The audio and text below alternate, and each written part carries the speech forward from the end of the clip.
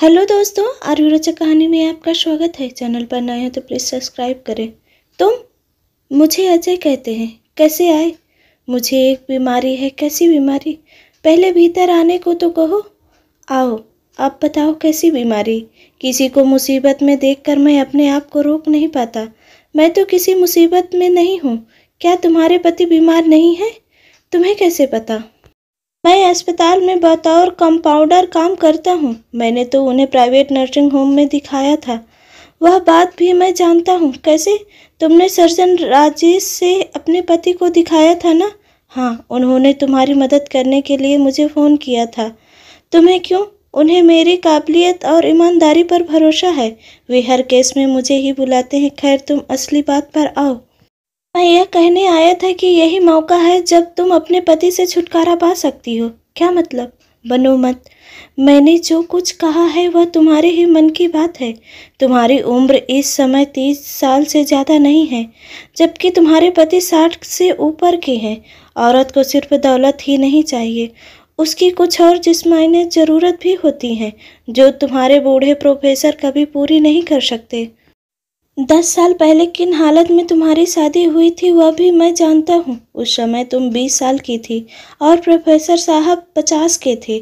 शादी से लेकर आज तक मैंने तुम्हारी आंखों में खुशी नहीं देखी है। तुम्हारी हर मुस्कुराहट में मजबूरी होती है। वह तो अपना अपना नसीब है। देखो, नसीब, किस्मत, भाग्य का कोई मतलब नहीं होता। 2 विश्व युद्ध हुए जिसमें करोड़ों आदमी मार दिए गए। इस देश में 4 युद्ध झेले हैं, उसमें भी लाखों लोग मारे गए हैं। बांग्लादेश की आज़ादी की लड़ाई में 20 लाख बेगुनाह लोगों की हत्या हुई। क्या यह मान लिया जाए कि सबकी किस्मत खराब थी? उनमें से हजारों तो भगवान पर भरोसा करने वाले भी होंगे, लेकिन कोई भगवान या खुदा उन्हें बचा नहीं पाया। इसलिए इन बातों को भूल जाओ। ये बातें सिर्फ कहने और सुनने में अच्छी लगती हैं। मैं सिर्फ 25,000 रुपये लूँगा और बड़ी सफाई से तुम्हारे बूढ़े पति को रास्ते से हटा दूंगा। मेरी बातें सुनकर रति चीख पड़ी। चले जाओ यहाँ से, दोबारा अपना मुंह मत दिखाना। तुमने यह कैसे सोच लिया कि मैं इतनी नीचता पर उतर जाऊंगी? अभी जाता हूँ, लेकिन 2 दिन बाद फिर आऊँगा। शायद तब तक मेरी बात तुम्हारी समझ में आ जाए। इतना कहकर मैं लौट गया। रति अपने बेडरूम में जाकर फवा फवा कर रोने लगी। मैंने जो कुछ कहा था वह बिल्कुल सही था। रति को ताज्जुब हो रहा था कि वह उसके बारे में इतनी सारी बातें कैसे जानता था। हो सकता है कि उसका कोई दोस्त रति के कॉलेज में पढ़ता रहा हो, क्योंकि वह तो रति के साथ कॉलेज में था ही नहीं। वह उसकी कॉलोनी में भी नहीं रहता था। रति के पति बीमारी के पहले रोज सुबह टहलने जाया करते थे। हो सकता है कि अजय भी उनके साथ टहलने जाता रहा हो। वही उसका उसके पति से परिचय हुआ हो और उन्होंने ही ये सारी बातें उसे बता दी हो। उसके लिए अजय इतने बड़ा जोखिम क्यों उठाना चाहता है? आखिर यह तो एक तरह की हत्या ही हुई। बात खुल भी जाती है, कहीं अजय का यह पैसे तो नहीं? बेमेल शादी केवल उसी की तो नहीं हुई। इस तरह के बहुत सारे मामले हैं। अजय के चेहरे से तो ऐसा नहीं लगता कि वह अपराधी किस्म का आदमी है। कहीं उसके दिल में उसके लिए प्यार तो नहीं पैदा हो गया है? रति को किसी भी तरह के सुख की कमी नहीं थी। प्रोफेसर साहब अच्छी खासी तनख्वाह पाते थे। उसके लिए काफ़ी कुछ कर रखा था। 5 कमरों का मकान, 3 लाख के जेवर, 5 लाख बैंक बैलेंस, सब कुछ उसके हाथ में था। 50,000 रुपये सालाना तो प्रोफेसर साहब की किताबों की रॉयल्टी आती थी। इन सब बातों के बावजूद रति को जिस्मानी सुख कभी नहीं मिल सका। प्रोफेसर साहब की पहली बीवी बिना किसी बाल बच्चे के ही मर गई थी। रति को भी कोई बच्चा नहीं था।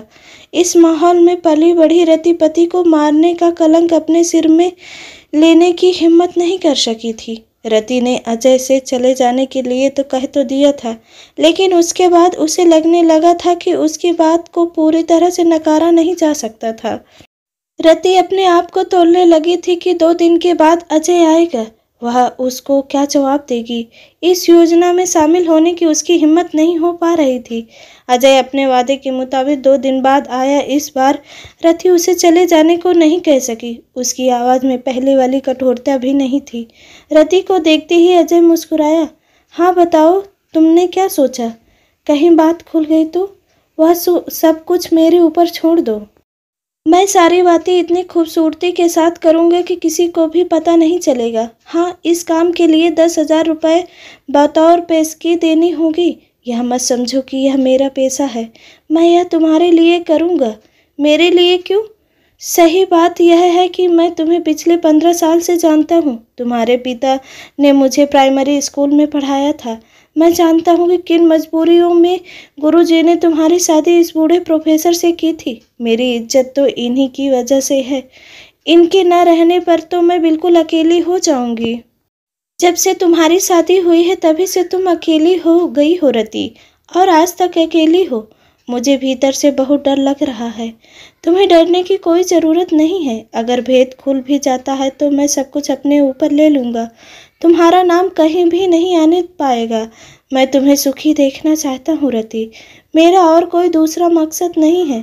तो ठीक है, तुम्हें पेशगी के रुपए मिल जाएंगे, कहकर रति भीतर गई और 10,000 रुपये की एक गड्डी लाकर अजय के हाथों में रख दी। रुपए लेकर अजय वापस लौट गया। तय समय पर रति के पति को नर्सिंग होम में भर्ती करवा दिया गया। सभी तरह की जांच होने के बाद प्रोफेसर साहब का ऑपरेशन किया गया, जो पूरी तरह से कामयाब रहा। बाद में उन्हें खून चढ़ाया जाना था। अजय सर्जन राजेश की पूरी मदद करता रहा। डॉक्टर साहब ऑपरेशन के बाद अपने बंगले पर चले गए थे। खून चढ़ाने वगैरह की सारी जिम्मेदारी अजय पर थी।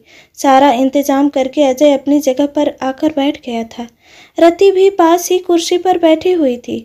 अजय ने उसे आराम करने को कह दिया था। रति ने आंखें मूंद ली थी, पर उसके भीतर उथल पुथल मची हुई थी। उसका दिमाग तेजी से काम कर रहा था। दिमाग में अनेक अनेक तरह के विचार पैदा हो रहे थे। अजय ड्रिप में बूंद बूंद गिरकर प्रोफेसर के शरीर में जाते हुए खून को देख रहा था। अचानक वह उठा। अब तक रात काफ़ी गहरी हो गई थी। वह मरीज के पास आया और ड्रिप से शरीर में जाते हुए खून को तेज करना चाहा, ताकि प्रोफेसर का कमज़ोर दिल उसे बर्दाश्त न कर सके।